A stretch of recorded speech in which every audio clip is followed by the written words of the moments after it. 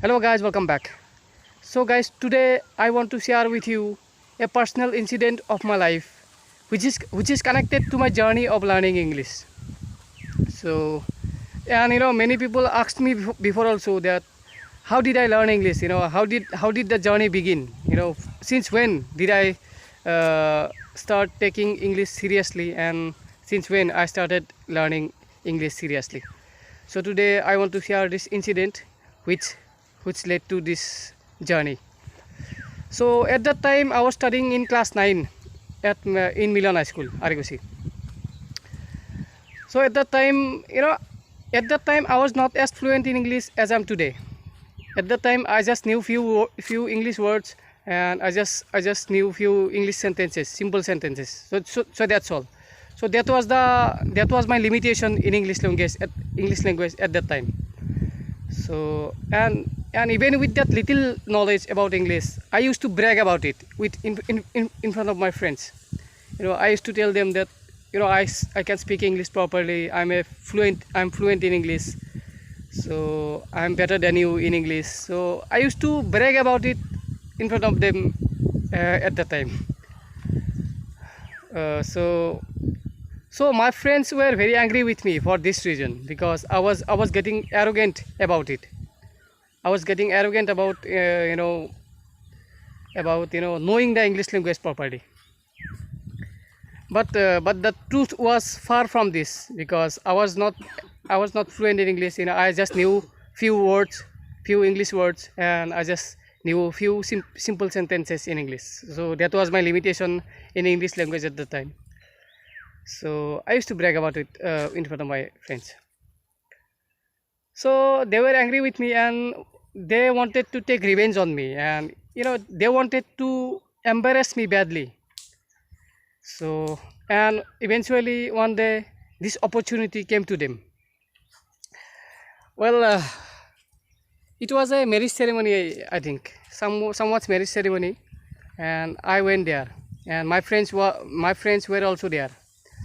So I was sitting there, and suddenly my friends came in front of me with a boy. I did not recognize the boy because he was new to me, so I did not know who is he. But they started introducing him to me, and said that he's a very good student, and he was from English medium school, and he was very smart in English. He was absolutely 100% fluent in English. So they brought him before me. So and that boy started talking to me in English.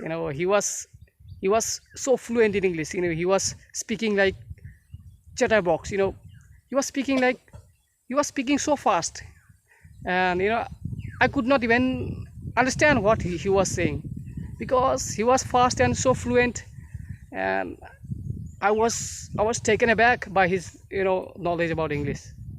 So and when my turn came to reply him, I was lost. I did not know how to reply him. I did not understand what to say to him. So I felt deeply embarrassed that day.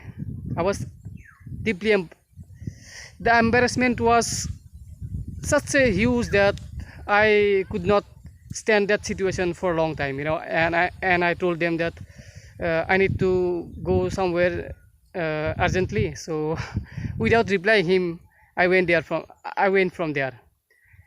So and I came to home straight, and I went to my room, and I cried that day so badly. I cried like a baby.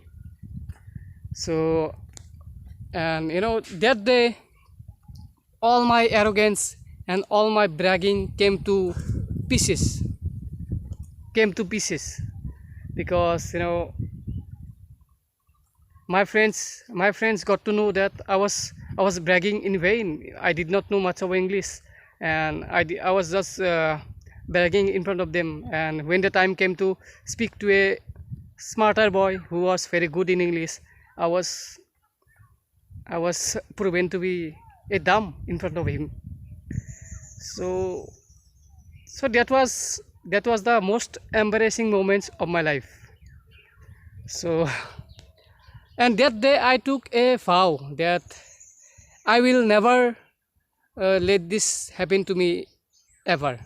So that day I took the resolve to learn English properly, and I used to, and from that day I took English very seriously, and then I started learning English. and from then I used to give almost 7 to 8 hours every day to learning English. So that was the turning point.